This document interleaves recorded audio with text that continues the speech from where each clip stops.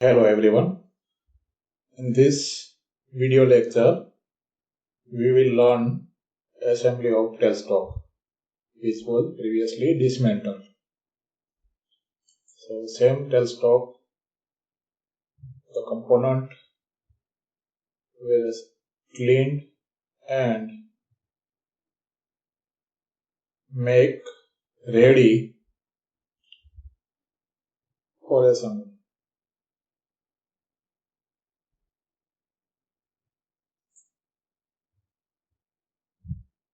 So this is assembly of eccentric. It is now completely rotating freely. So you can see how it will working. Only external part is assembled to understand the assembly of eccentric to tightening bottom plate of tailstock with guide. So in this way, the key is inserted in shaft first, and this eccentric will be maintained aligned. So this key is easily inserted in keyway of eccentric in this eye-bolt. So you have to align this both keyway and this key.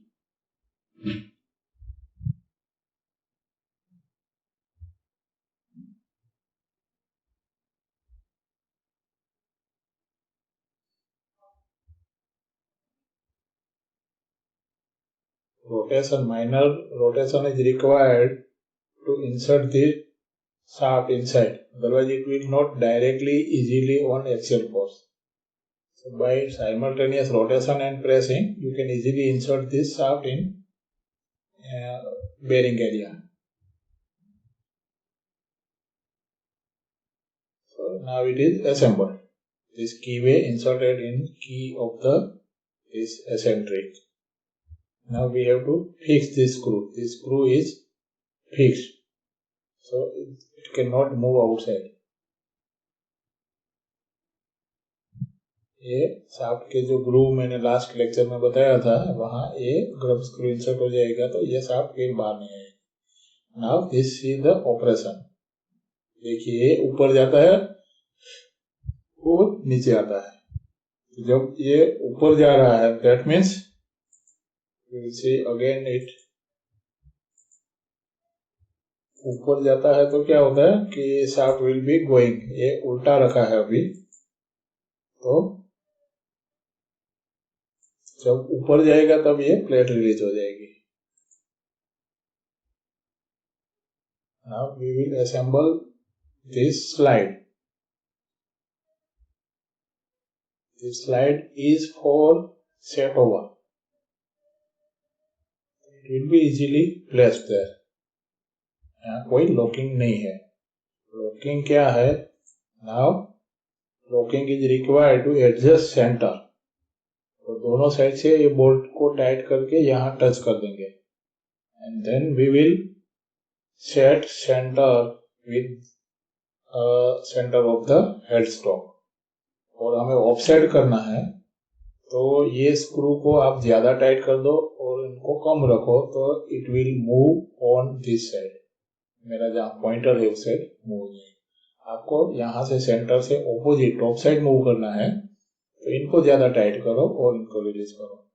तो जब भी हम set over find करते हैं, set करते हैं, axial offset करते हैं, तब ये दोनों स्क्रू को हमें ऑपोजिट डायरेक्शन में रोटेट करके सेट करना होगा. And this square will hold the entire movement of the tailstock. This part is guide located on guide way, तो ये मूव नहीं होगा. It will be remain on guide way because this is assembled on dovetail guide way, so it cannot move on side. The top part, this is assembled with this part, it only move with this screw.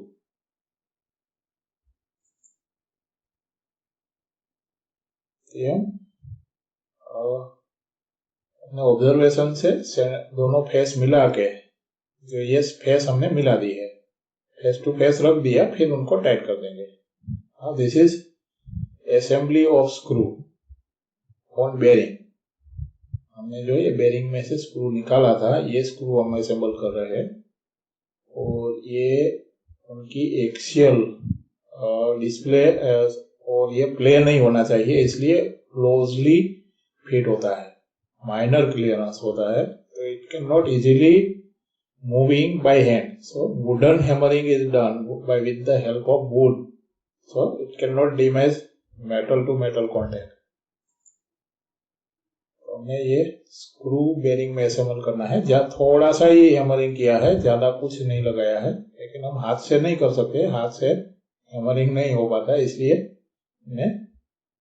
ये assemble हो गया. Screw can rotate now. ये थोड़ा सा बाकी रह गया था, तो बोर्ड से ऊपर से किया, थोड़ा सा ये कॉलर टच नहीं हुआ था, यहाँ जो कॉलर है ये टच नहीं हुआ था स्क्रू का, तो इसलिए थोड़ा सा ऊपर से किया. कोई भी साइड से आप कर सकते हैं. Now it is free to rotate on bearing. Now we will assemble this bearing. देखेंगे कि ये जो कीवे का होल है, ये होल के सामने अलाइन होना चाहिए, वैसे भी आप इंसर्ट नहीं कर सकते. ये जो कीवे का होल है, ये जब हम असेंबल करेंगे तब टेलस्टॉक बॉडी का जो ग्रब स्क्रू का होल है, उनके सामने ग्रब स्क्रू ऐसे वहां एंटर होगा. ये ग्रब स्क्रू है, तो ये केयर रख के अलाइन करना होगा. तो ये अलाइनमेंट कोई मेजरमेंट मेथड हम नहीं अप्लाई करते हैं, by our skill we are applying, और trial error method you can rotate. So in this way you can see the hole is going in line with this both hole. Both hole are in line. So this is alignment. And now we tighten this grub screw by Allen key. On both sides we can insert grub screw. And this is locking mechanism. When it was dismantled, you cannot observe this part. This is half circular, and one part is freely rotated on shaft, and this is with handle. This rotate only when handle is rotated, and this is freely over this shaft. तो ये दोनों अलग अलग rotate हो सकते हैं. एक handle से रोटेट होता है ये साइड, और ये फ्री रहता है. It will not rotated bye handle. तो इनको हमें साइड से इंसर्ट करना है. This is use for locking spindle. जब हम स्पिंडल असेंबल करेंगे तब ये हाफ कर्वेचर मैचिंग में रखेंगे, तो ऊपर ये डायरेक्शन में स्पिंडल इंसर्ट हो जाएगा. लेकिन जब हमें स्पिंडल को मूव नहीं होने देना है, हम टर्निंग कर रहे हैं सेंटर लगा के, तब वाइब्रेशन स्क्रू पर ट्रांसफर नहीं होना चाहिए. तो we have to lock spindle. तब आप हैंड व्हील रोटेट करेंगे तो ये सर्कुलर, आधा सर्कुलर रोटेट होगा थोड़ा सा. तो this edge will apply force on spindle. Spindle यहां से मूव नहीं हो सकेगा. थोड़ा सा जो प्ले होता है स्क्रू में, it will be prevented by this lever. ये हाफ सर्कुलर वहां का वहां रहेगा, लेकिन ये हाफ सर्कुलर थोड़ा रोटेट होगा तो it will press the spindle. So this is free on shaft. और ये हैंडल के साथ कनेक्टेड है. ये हैंडल, जब हम हैंडल रोटेट करेंगे तब भी रोटेट होगा. तो जब ये असेंबल करेंगे तब देखेंगे कि ये पूरा सर्कुलर है, जो आर्क है ये हमारे सामने होनी चाहिए, otherwise spindle can not enter inside. Then we have insert key. we will insert this key and it is maintained parallel to axis, otherwise spindle cannot enter. कीवे की डायरेक्शन में ही होनी चाहिए ये, और ये it can move with slight touching. So you have to care, and this is screw available at center. This keyway is inserted. This is, you can see, this is threaded portion. तो ये threaded portion पहले अंदर जाना चाहिए और कीवे bottom में रहेगी.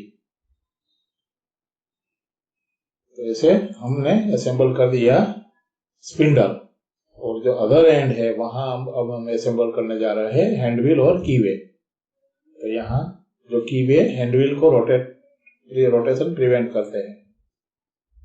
This is very small की. ये की हमने यहाँ इंसर्ट कर दी. फिर हम हैंड व्हील वहां कीवे उनका सामने रखेंगे, मैच करेंगे, अलाइन करेंगे और उनको प्रेस कर देंगे.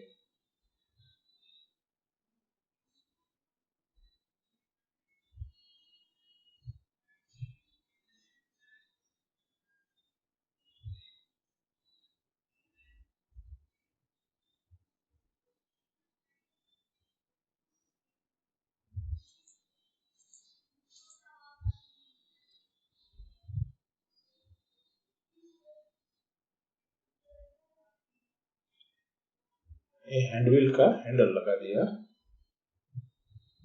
Then we will assemble this spindle। ये स्क्रू के साथ पहले उनकी मैचिंग हो जानी चाहिए। उसके एंड पर जो नट है इंटरनल थ्रेडिंग किया हुआ है, ये इनसाइड स्क्रू के साथ एक बार मैच हो गया फिर ये अंदर चला जाएगा। तो पहले हमें ये देखना है कि ये स्क्रू असेंबल हुआ कैसे। हम यहाँ टच करके छोड़ नहीं सकते, उनको स्क्रू के साथ उनका एंड टच होना चाहिए। फिर bye rotation we can pull inside as per our requirement। ये हैंडविल जो है ये उनको लॉक करता है। जब हम इनको अप रोटेट करेंगे तो इनको उनकी मूवमेंट प्रिवेंट करेंगे। Now this is on the machine, it is ready to assemble।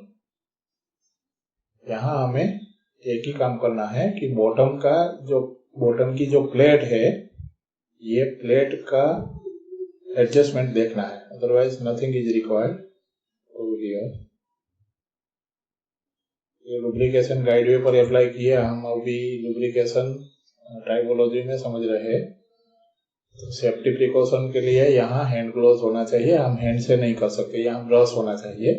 लेकिन ये जो हमारा टेक्निकल स्टाफ है, they are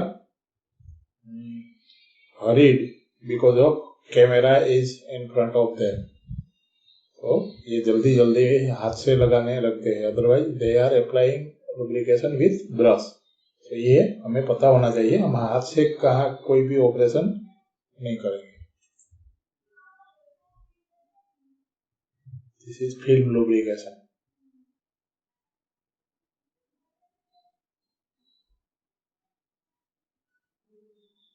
अब ये प्लेट हमने असेंबल कर दी।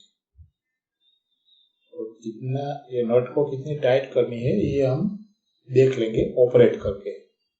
लीवर को हमने ऑपरेट किया तो ये एग्जैक्टली बॉटम सरफेस जो होती है अंदर की वहां टच हो जाती है कि नहीं। हम लीवर को टाइट कर दे फिर भी ये प्लेट टच नहीं हो रही है तो क्या होगा कि टेल स्टॉक लॉक नहीं होगा। और हम लूज करें तब ये स्लाइड होना चाहिए। ऐसा भी ना हो कि हम ये लीवर लूज रखा है लेकिन टेल स्टॉक स्लाइड नहीं हो रहा है। ये हमें क्लियरेंस एडजस्ट करना है और इनके लिए कोई मेजरमेंट की जरूरत नहीं है। Bye experience and by your skill you can do it. देखिए लीवर ऊपर करेंगे तो टाइट हो जाएगा, तो ये देखना है कि लीवर ऊपर किया तो टाइट हो गया कि नहीं, या लीवर डाउन किया तो लूज हुआ कि नहीं, ये देख के छोड़ देना है, बाकी कुछ नहीं करना है। तो this is now ready. We have adjusted plate clearance as per lever movement, tightening and loosening. और इन लोगों ने मुझे हेल्प किया था, हमारे आप जानते ही है वर्कशॉप के टेक्निकल स्टाफ,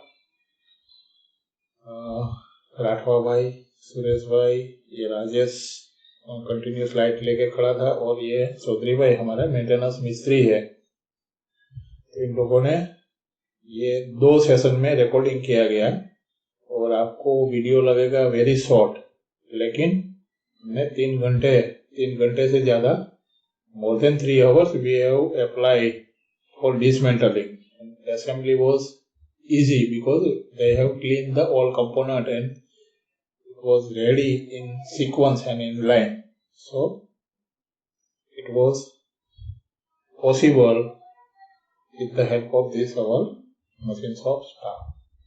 so मैं उनको भी थैंक यू कहना चाहूँगा। और आप सभी को कुछ क्वेरी है you can comment on comment box। Thank you very much।